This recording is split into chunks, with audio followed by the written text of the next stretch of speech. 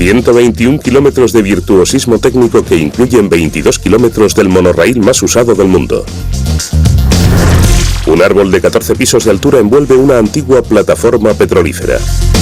Motores sincrónicos lineales que aceleran un vehículo de 0 a 96 km/h en 3 segundos. 3,64 hectáreas de túneles ocultos.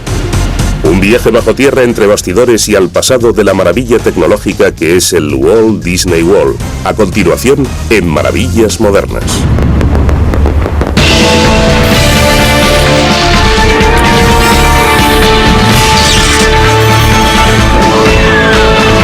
Maravillas Modernas. En la década de los 80 del siglo pasado, con una afluencia de público cada vez mayor tanto al Magic Kingdom como a Epcot, los Imagineers de Disney decidieron crear otro parque temático. Nuevamente se propusieron superar su anterior trabajo, optimizarlo, como diría Walt. Y nuevamente volvieron a inspirarse en el propio Walt. Volvieron a sus raíces en la industria cinematográfica y crearon los estudios Disney MGM. Trata ante todo del mundo del espectáculo, sobre cómo se hace. Es un homenaje nostálgico. Se trata de Hollywood, se trata de Broadway, se trata de la radio, de la televisión y especialmente del cine. En los estudios Disney y MGM, los Imagineers se dispusieron a crear la atracción de mayor complejidad tecnológica hasta la fecha. Querían combinar un hotel embrujado con una dramática sensación de caída. El resultado fue un viaje en un ascensor embrujado que actuaba a su antojo, el Twilight Zone Tower of Terror.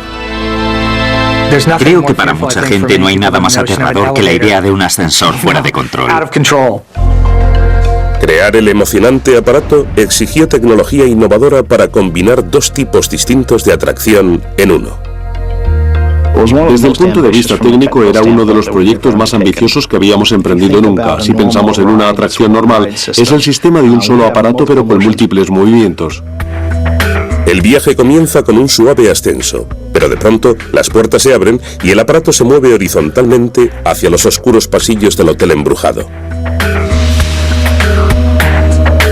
Tenemos un sistema totalmente distinto en el aparato que lo mueve horizontalmente por la atracción.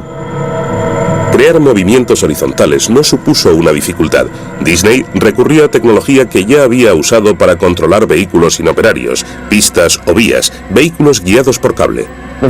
El vehículo está equipado con una placa sensora aquí debajo que pasa muy cerca de la superficie del suelo y recibe señales de ordenador del cable que guían al vehículo, un sistema guiado por cable, y lo conducen por este camino y le indica la velocidad, la dirección, que dé marcha atrás, que vaya hacia adelante o incluso que vaya de lado. Se pueden transmitir muchas señales que le indican al vehículo cómo cambiar de posición.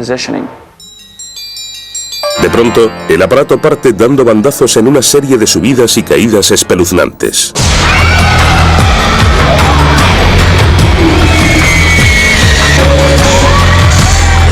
Construimos un sistema para este aparato que les sube y les baja con rapidez. Con este sistema tan controlado les hacemos pensar que está fuera de control. El Twilight Zone Tower of Terror se inauguró el 22 de julio de 1994 con gritos desgarradores y críticas muy favorables. Pero los diseñadores no pudieron evitar pensar, ¿cómo lo optimizamos? Uno de nuestros directivos nos preguntó si costaría mucho hacer ajustes en el perfil del aparato. Nuestro programador dijo que no sería muy difícil, y de repente se apagó la bombilla y nos dijimos, un momento, hemos creado una atracción que puede ser programada. En 2002, Disney inauguró la cuarta versión del aparato. La llamaron T4, añadiendo el eslogan, la torre es la que manda. 2 años, innumerables cálculos y varias actualizaciones informáticas. El T4 incluye entre 6 y 8 caídas vertiginosas y ascensos de varias alturas. Pero el número exacto y la secuencia se generan aleatoriamente dentro del ordenador. Cada viaje es distinto. No solo cambia el movimiento, sino todos los elementos del viaje. Veis espectáculos distintos, platós distintos, distintas técnicas de iluminación. La atracción se convirtió rápidamente en la más frecuentada de todo Walt Disney World. A la vuelta de la esquina de la Twilight Zone Tower of Terror, hay un aparato cuya tecnología es de un tipo totalmente distinto. El Rock and Roller Coaster es a las montañas rusas convencionales lo que el Hornet F-18 a los aviones monomotores de hélice. En lugar de ascender lenta y penosamente, esta despega como un cohete. Lanza a los visitantes en la gran limusina de 0 a 60 en 3 segundos. Y entras de inmediato en una inmersión. Hay bucles, hay sorpresas con todo a oscuras, pero a la vez ves referencias y las pasas como una flecha. Se trata de velocidad, se trata de emoción, de música. Es combinar las tres cosas en una sola experiencia. El sistema de lanzamiento de la Rock and Roller Coaster está compuesto en realidad por una serie de potentes electroimanes sincronizados para que el coche avance a velocidades cada vez mayores. Los llamados motores sincrónicos lineales son una tecnología que ahora está siendo estudiada por la Armada como una forma mejor de catapultar aviones desde los portaaviones y por la NASA como un modo más eficaz de lanzar vehículos espaciales. Sorprendentemente, la alta tecnología de lanzamiento tiene su origen en un sistema de transporte presentado por Walt Disney en la Feria Mundial de Nueva York y actualizado posteriormente para el Magic Kingdom. Diseñamos y construimos para Walt Disney World otro trenecito que circulaba en silencio y no tenía partes móviles porque la vía tenía incrustados una serie de imanes.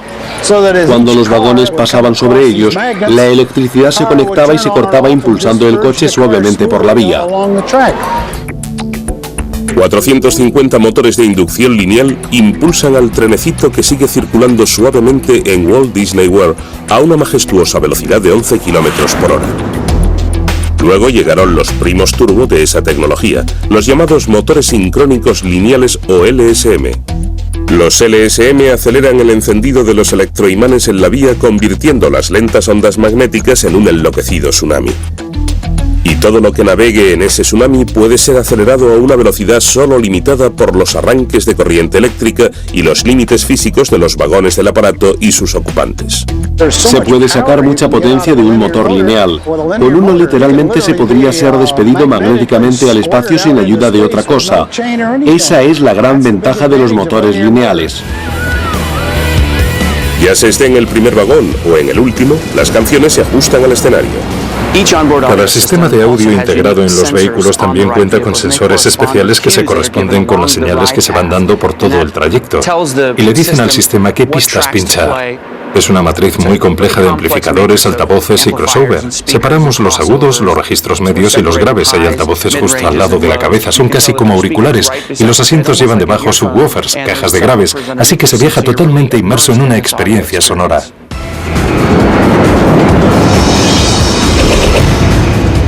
No todos los vehículos en Walt Disney World están sujetos a una vía. Cuando los Imagineers de Disney estaban planeando el parque temático de los estudios Disney MGM, sabían que querían montar una especie de espectáculo de acrobacias. Pero el problema era, ¿cómo? Tenían experiencia sobrada diseñando y construyendo cosas como montañas rusas, monorraíles y animatronics, pero todas eran preprogramadas y sumamente controladas. ¿Cómo podían aportar ese nivel de control y precisión a algo tan cinético e impredecible como una persecución de coches?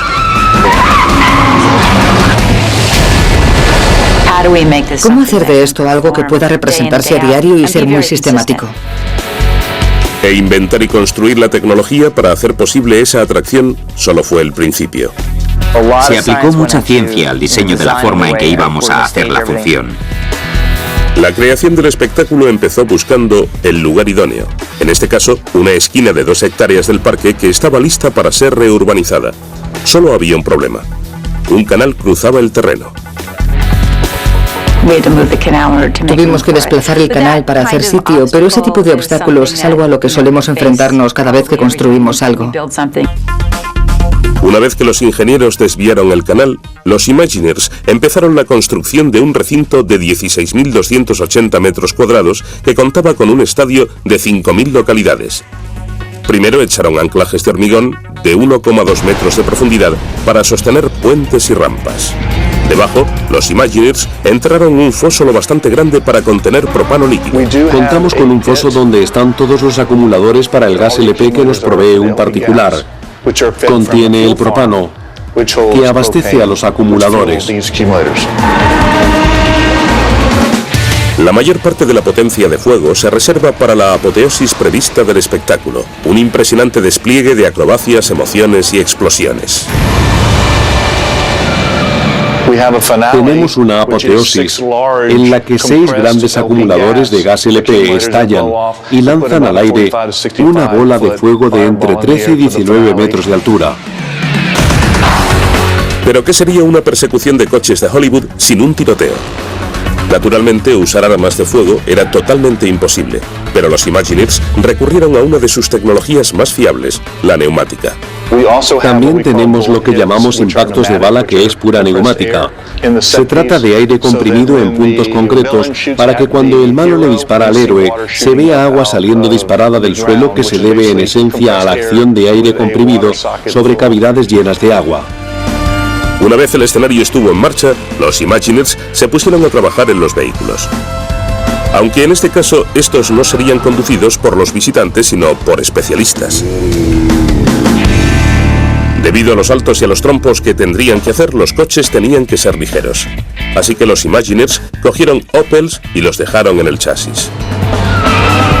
El objetivo era un coche que pesara poco más de 400 kilos, casi una tercera parte de lo que pesa un sedán. Para no aumentar su peso, pero para dotar a los coches de la aceleración que necesitarían, instalaron un motor de moto de 1.300 centímetros cúbicos que genera una potencia de unos 152 caballos.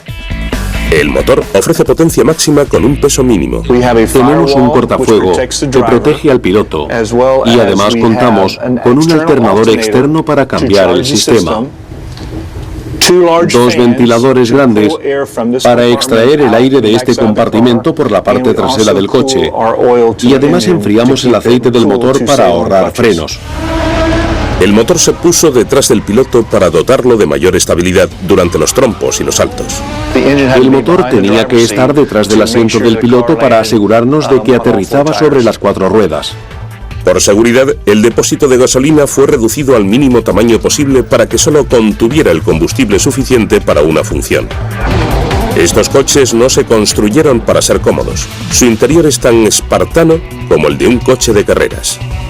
Hay un asiento de serie, un volante también de serie, un tablero de mandos. No hay ninguna de las cosas normales que se ven en un coche, como aire acondicionado, radio o esas cosas que dan peso. Para conducir un coche solo hace falta el mecanismo. Los Imagineers también diseñaron cosas que no se encuentran en un coche de carreras, como pirotecnia, controles e interruptores diseñados expresamente. Hemos cargado los coches con pirotecnia para el espectáculo, para que reciban impactos de bala, además del efecto del disparo de un cañón. Hay un limitador de velocidad que provee al coche de 2 velocidades para los saltos que vaya a hacer. La transmisión fue también diseñada expresamente y sin duda no se parece a nada que se pueda encontrar en otros coches, ya sea un sedán familiar o un bólido de Indy. Estos coches pueden ir hasta 96 km por hora marcha atrás. La palanca de cambios de estos coches es de golpes. Tienen 4 marchas adelante y 4 atrás, y solo hay que golpear la palanca para cambiar de marcha. Marcha atrás hay 4 marchas para que nos den el par de torsión en la velocidad más corta y poder tener una aceleración más rápida. Los Imagineers también los han dotado de un freno de mano hidráulico que llaman e-brake. Todo es hidráulico, no se bloquea cuando lo subes. Puedes hacer un trompo entero, soltarlo rápido y volver a seguir recto. De hecho, los frenos de mano posibilitan que el coche gire y gire describiendo 540 grados. Creo que el punto álgido del espectáculo para los especialistas es hacer los 540. Cuando estás en segunda o en tercera y a alta velocidad puedes hacer un trompo entero y luego ponerlo marcha atrás y seguir hacia atrás a la misma velocidad, lo que es muy apasionante. Sientes la fuerza en el asiento. Hasta las ruedas fueron diseñadas para satisfacer las necesidades del espectáculo. Están sobrehinchadas a 36 kilos de presión para girar y deslizarse mejor, y por eso pueden ir sobre dos ruedas sin reventar los flancos. Contribuye a mejorar las acrobacias, pero no duran mucho. Las ruedas de estos coches se gastarían cada 15 minutos en una superficie normal. Aquí tenemos que cambiarlas cada 2 funciones, así que se gastan con mucha rapidez. Los trajes de los especialistas fueron diseñados con tanto esmero como los coches y el decorado.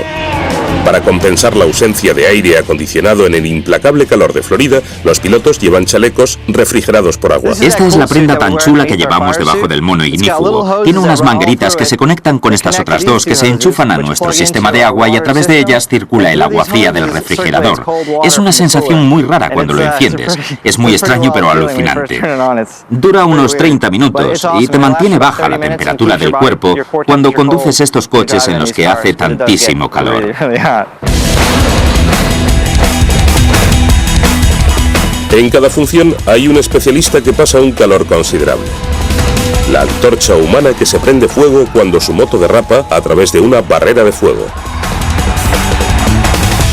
El equipo que lleva podría arder eternamente. Es alucinante. Primero hay 4 capas de protección y Nomex, una barrera térmica de retardante ignífugo. Y luego, encima del Nomex, se pone un mono de carreras como este, un traje de 3 capas que está empapado de gel refrigerante que actúa de barrera térmica fundamental. Luego, encima de eso, se pone un traje ignífugo que está hecho de una tela vaquera especial cosida con Nomex. Y ahí es donde caerá el combustible que finalmente lo envolverá en llamas. El espectáculo se inauguró oficialmente el 5 de mayo de 2005. Desde las gradas parece que todos estamos a punto de quedar hechos polvo, pero en realidad lo que hacen es colocar bien los coches en sus marcas exactas.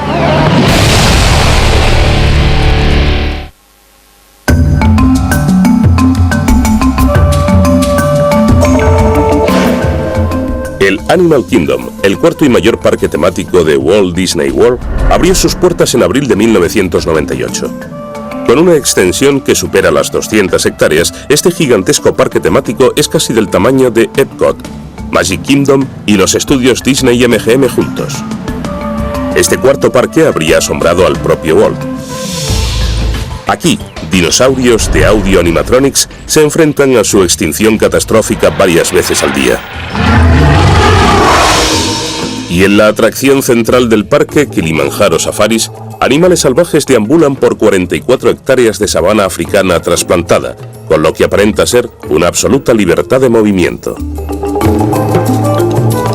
Kilimanjaro Safaris es una versión enorme en clima seco del Jungle Cruise de Disneylandia, pero de la forma en que Walt Disney la concibió medio siglo antes, con animales de verdad. Walt estaba fascinado con los animales. Cuando construyó Disneylandia a mediados del siglo XX, su plan originario era poner hipopótamos, jirafas y monos auténticos por las orillas del Jungle Cruise. Como sabemos, los animales hacen lo que quieren, así que no podrías asegurarte en el breve espacio de tiempo que la gente está en la atracción y en las reducidas zonas que estarían contemplando de que los animales estuvieran haciendo lo que tú querrías que hicieran en el lugar donde querrías que estuvieran. Así que las AA tuvieron que satisfacer los requisitos en ese momento. Pero para el Animal Kingdom de Disney, los Imagineers por fin contaban con los recursos y la tecnología para hacer realidad la visión de Walt. Kilimanjaro Safaris da la sensación de ser un entorno salvaje por el que paseas en un vehículo y en el que ves deambular a los animales. En realidad es un plató. Son una serie de escenas que han sido construidas manipulando el hábitat de los paisajes.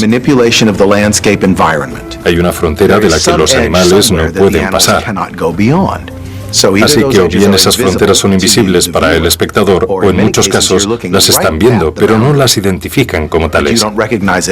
Pueden tener la apariencia de un banco de lodo en un río, o una hilera de piedras, o tal vez notan una sombra en la hierba, donde oculto a sus ojos puede haber un foso escondido, una zanja o una verja. Trabajar con animales salvajes presentó algunos retos.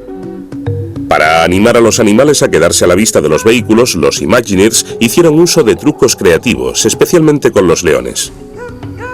Hacemos todo tipo de cosas para proveerles de calor artificial, frío artificial, luz, sombra, agua, comida, cosas que hacer. Los animales son como las personas, se acostumbran a hacer lo de siempre y tienes que probar cosas nuevas. Estuvimos vaporizando allí arriba una temporada con un rocío muy fresco que echábamos sobre las rocas donde se echaban los leones. Les gustó y se quedaban allí un rato, pero luego se aburrieron de eso y cambiamos a darle sombra. Cuando los Imagineers empezaron la construcción del Animal Kingdom de Disney, ya tenían mucha experiencia convirtiendo los pantanos de Florida en inmaculados parques temáticos. Pero aquí querían crear más autenticidad a una escala mayor de la que habían intentado nunca. Esto era en esencia un prado de vacas llano. Llegamos a tener vacas pastando en el lugar. Así que tuvimos que crear cada colina, cada cambio de elevación que se ve en este sitio. 70 volquetes de tierra fueron enviados a la obra todos los días durante 2 años seguidos. En total, Disney compró 3.344.000 metros cúbicos de tierra que bastarían para llenar Spaceship Earth 19 veces. Con el lugar ya preparado, Disney procedió a poner unos 4 millones de plantas. Prácticamente todas las plantas vivas que se ven en el parque fueron plantadas por nosotros. Algunas las cultivaron ellos mismos de semillas, pero en aceleradores que producían plantas adultas en muy poco tiempo. Y otras las trasladaron de otros puntos de Walt Disney World. Contábamos con una reserva de árboles grandes. Habían sido plantados hacía unos 25 años y como estaban en nuestra propiedad, podíamos trasplantarlos. Así que nos tocó trasladar árboles enormes. El árbol más alto y más importante del parque mide 44 metros, unos 14 pisos, y su tronco tiene 15 metros de diámetro. Se llama el árbol de la vida. Pero el árbol de la vida no es auténtico y no está vivo, ni mucho menos. Como el castillo de Cenicienta y el Spaceship Earth, el árbol de la vida es una referencia de magnífica ingeniería y tecnológicamente compleja que domina el parque. Los primeros bocetos exigían un árbol de unos 15 metros de alto al que los niños pudieran trepar a jugar. Pero poco a poco, el árbol echó raíces y creció sobre el papel hasta triplicar esa altura. Y conforme crecía el árbol, también los problemas. Para empezar, los Imagineers querían meter un teatro entre las raíces del árbol. Teníamos que crear una estructura que pudiera no solo aguantar las ramas y las hojas que se ven en el árbol, sino también crear un teatro de 450 butacas en su interior. Así que naturalmente teníamos que tener una estructura de frispan por dentro, pero también una sólida para sostener el árbol. Uno de nuestros ingenieros dijo, tengo la solución a este problema y es muy sencilla. La ingeniería ya está hecha. ¿Y qué es? Dijo, usemos la estructura ya fabricada de una plataforma petrolífera del Golfo de México que ya ha demostrado ser a prueba de cualquier tensión que podamos tener. Y es del tamaño idóneo. Fue una solución brillante. No solo era sólida, sino que proveía de espacio suficiente en la base para el teatro. Al poco tiempo, una plataforma petrolífera estaba camino del centro de Florida. La trajimos a través del Golfo de México, luego en camiones desde Tampa y la levantamos sin desmontarla sobre su base. La anclamos con pernos y me satisface decir que encajó a la perfección.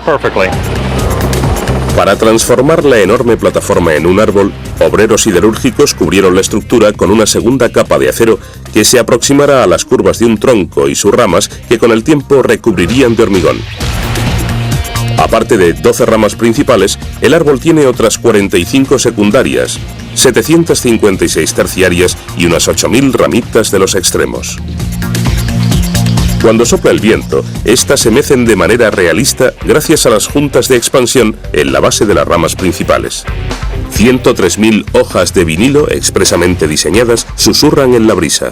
Nuestro equipo de I+D las desarrolló en colaboración con diversos fabricantes para que resistieran la luz ultravioleta y el viento. Y como podéis ver, al cabo de 6 años, el árbol sigue teniendo el mismo aspecto que cuando lo construimos. El árbol también supuso un reto artístico. Un intrincado montaje de más de 300 esculturas de animales están talladas en las curvas del tronco. Es como el juego infantil de encontrar el dibujo oculto ampliado a la escala de un rascacielos. Lo que hicimos fue esculpir los animales en una maqueta de goma espuma del árbol. Esas esculturas se hicieron dejándonos llevar por la inspiración, preguntándonos, ¿qué me sugiere ese nudo del árbol? O, caray, nos faltan cangrejos en el árbol, hagamos unos cuantos y cosas por el estilo. Algo muy artístico, un verdadero ejercicio estético. Una vez los artistas hubieron hecho su trabajo, el equipo técnico tomó el relevo.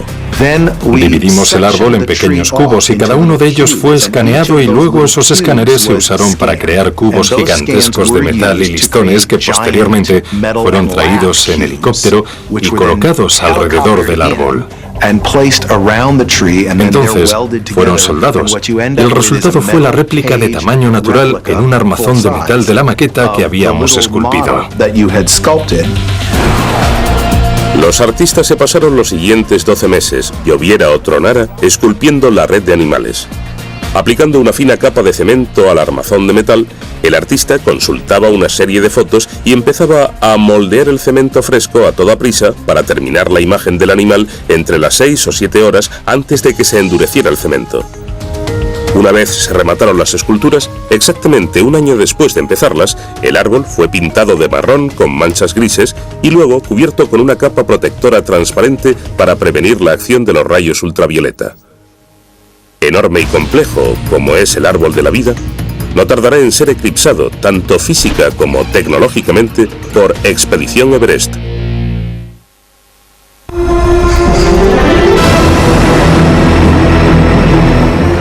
Los dinosaurios deambulan por las historias de Disney desde 1940, cuando aparecieron en el filme de acción Fantasía, luchando hasta la muerte. Para nosotros encajan a la perfección en este equilibrio entre lo científico y lo fantástico. Nos gusta hacer cobrar vida a cosas que antes de ir a un parque temático solo existían en la imaginación o por haberlas visto en una película, y los dinosaurios encajan en eso. Así que al diseñar el Animal Kingdom de Disney, lo adecuado era incluir dinosaurios. Pero como siempre, los Imagineers decidieron optimizarlo. Son algunas de las criaturas más grandes, más fluidas y más rápidas que se hayan creado nunca. Le deben su velocidad y movimiento a otro adelanto más en la tecnología de los Audio-Animatronics. Pasamos de un sistema hidráulico de 500 PSI en las figuras antiguas o de 1000 PSI en las neumáticas a 3000 PSI. Eso supuso que podíamos ponerles cilindros más pequeños porque están a una presión más alta, llevan mucha más carga. Además, le añadimos una resistencia a la vibración a esas figuras y así conseguimos más velocidad, que lleven paquetes más pequeños y que sean muy fluidas. En Dinosaur, el público retrocede en el tiempo para capturar un iguanodonte, que, dado que esto es Disney World, significa un enorme dinosaurio de Audio-Animatronics. Los Imagineers de Disney querían crear una emocionante sensación de acción, hacer que el público se sintiera como si estuviera subiendo a rocas, esquivando meteoritos y atascándose en el barro. La solución era incorporar las emociones al propio vehículo de la atracción. Lo llamamos EMV, Enhanced Motion Vehicle, y este en concreto tiene muchas posibilidades. Tiene dirección a las 4 ruedas, así que de buenas a primeras no se encuentran en el típico camión. La dirección a las 4 ruedas tiene en cuenta las curvas cerradas y las maniobras rápidas, lo que simula la conducción por terreno muy abrupto.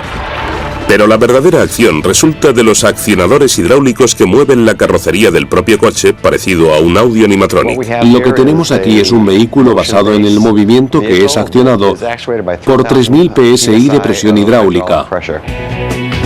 Tenemos depósitos de 378 litros que contienen el líquido hidráulico, y desde ahí es enviado por los cables a los propios accionadores controlados por el ordenador integrado. Y tenemos la capacidad de coordinar los movimientos del vehículo con cosas que están pasando a su alrededor. Así que cuando algo se cae a tu lado y provoca una pequeña explosión, el propio vehículo se sacude como si reaccionara a las cosas que tienes alrededor. El resultado es una emocionante carrera a través del tiempo y el espacio, esquivando meteoritos y feroces dinosaurios. La presión hidráulica produce los movimientos realistas en Dinosaur, tanto en el vehículo como en las criaturas. Desde hace décadas es la mejor forma de animar lo inanimado. Pero cuando los Imagineers decidieron crear el Audio-Animatronic más realista del mundo, tuvieron que recurrir a una nueva tecnología. El innovador resultado es Lucky, el primer Audio-Animatronic de la historia que va por libre.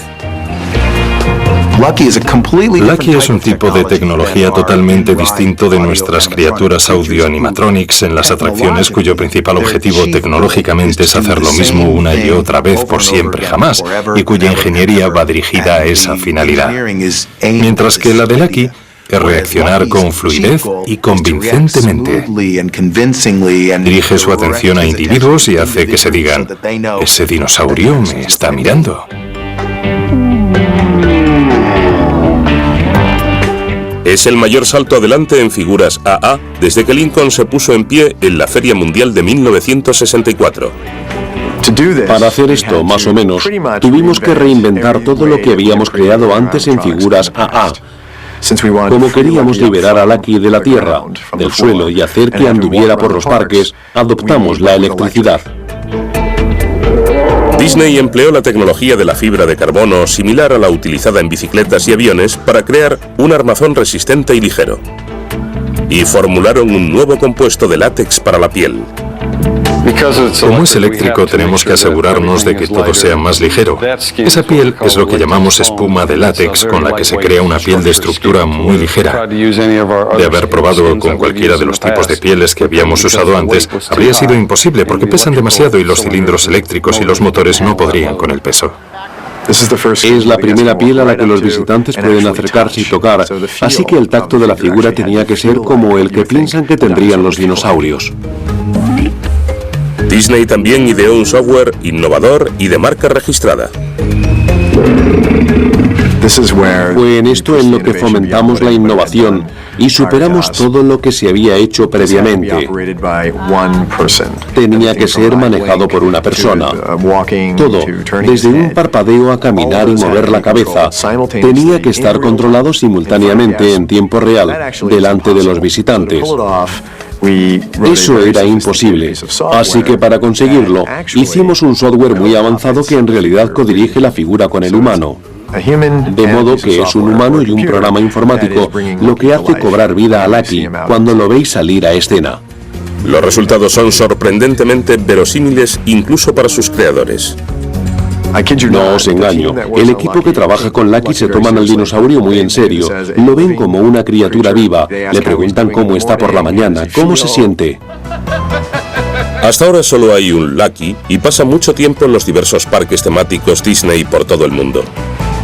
En el otoño de 2005 ayudó a inaugurar Disneyland Hong Kong. Uno de los motivos por los que a Walt le gustaban los parques temáticos era, como él mismo dijo, porque nunca estarían terminados. Siempre estarían evolucionando, mejorando y creciendo. Una de las nuevas atracciones más ambiciosas que ahora están tomando forma es Expedición Everest, y la cima de su estructura de acero se eleva 60 metros por encima de Animal Kingdom de Disney, a más de 15 metros por encima del Árbol de la Vida y a 3 del Castillo de Cenicienta. Expedición Everest contará con un emocionante viaje en montaña rusa dentro de la montaña, sumándose a la larga serie de montañas rusas albergadas bajo montañas de Disney. Space Mountain es la más famosa, pero la primera fue la Matterhorn en Disneylandia. De hecho, la Matterhorn hizo historia entre las montañas rusas cuando hizo su debut en 1959. Al principio, las montañas rusas siempre se construían de madera y tenían chapas planas de acero sujetas sobre la madera y en los laterales. Eso tenía que ir dentro de la montaña Matterhorn. Era imposible hacer la carpintería tradicional. ¿Qué es lo más fácil de doblar? Sabemos que los conductos eléctricos se pueden doblar con facilidad. Pensaron que podían coger un tubo y que era posible doblarlo y que luego podían soldar tubos por las traviesas de las vías. Así que no fue más que un simple recurso para conseguir hacerlo con facilidad. Habían inventado por accidente la primera de ese tipo de montañas rusas. Desde entonces, casi todas las montañas rusas se han construido en acero curvado, lo que permite curvas más cerradas y más velocidad. Expedición Everest se construirá del mismo modo, pero a una escala mayor. Es la tradicional montaña rusa de gravedad. Usa un ascensor de cadena y motores pero que muy grandes para subir los vagones a la cima de la montaña, donde la gravedad toma las riendas. Tenemos toda la energía almacenada, un tren lleno de pasajeros a 30 metros del suelo y la cantidad de energía que esa enorme masa tiene a esa altura. Crear una montaña que albergue un aparato tan enorme no es tarea fácil. La montaña es una estructura complicada. Por fuera parece una montaña, fenomenal, pero en realidad son tres sistemas arquitectónicos independientes. Hay un sistema rígido que sostiene el hormigón de la montaña y que es absolutamente rígido por definición. Hay un sistema dinámico flexible que es la vía del aparato que, como lleva un vehículo de muchas toneladas desplazándose sobre ella, tiene que moverse, pero nunca puede tocar la montaña. Esos dos sistemas no pueden tocarse, pero hay que construirlos a la vez de modo que el acero de uno penetra en el de otro. Y si pones un trocito de acero cuando no debes, paras todo tu proceso de construcción. Pusimos unos cimientos muy grandes sobre una hectárea de hormigón de más de 90 centímetros de grosor para repartir la carga de ambas estructuras y luego empezamos la construcción de la montaña rusa y del exoesqueleto de la estructura estática de la montaña a la vez. Para complicar más las cosas hay un Yeti gigantesco, el mítico guardián de las montañas. El Yeti es tan grande que descansa sobre su propia estructura arquitectónica independiente que llega hasta la base del edificio y que tampoco puede tocar ni la estructura del aparato ni la estructura arquitectónica existente de la montaña. Y todo ello hay que construirlo a la vez, porque todas son grandes y no puedes meter una después de haber construido la otra. El Matterhorn de Disneylandia también tiene un Yeti. Pero el de Expedición Everest será tan grande como increíblemente malo. Por ahora, es un secreto celosamente guardado. Nuestro Yeti es fiero, un auténtico Yeti con babas y las patas húmedas de entrar y salir de la nieve y pelo de rasta enmarañado. En fin, un auténtico animal. Un animal que ves apenas un instante, pero cuando lo ves te dices, ¡jo! ¿Ha sido de verdad? Una vez las estructuras básicas del Everest estuvieron colocadas, los obreros empezaron a crear la obra de mampostería, aunque esta montaña está tan revestida de piedra como cubierto de corteza está el árbol de la vida. La estructura de la montaña está cubierta de más de 2 hectáreas de una fina capa de mampostería esculpida. Es una mezcla de yeso trabajado para que tenga el aspecto de las rocas que encontrarías en el Himalaya. Desde aquí estamos viendo parte de los andamios en el exterior de la montaña. Estos se usan para darle acceso a los obreros para que instalen el listón, que es la matriz sobre la que se aplica el yeso que luego se esculpe y más tarde se pinta. Miles y miles de obreros de la construcción del centro de Florida están trabajando en el proyecto, y esto es como dirigir una orquesta.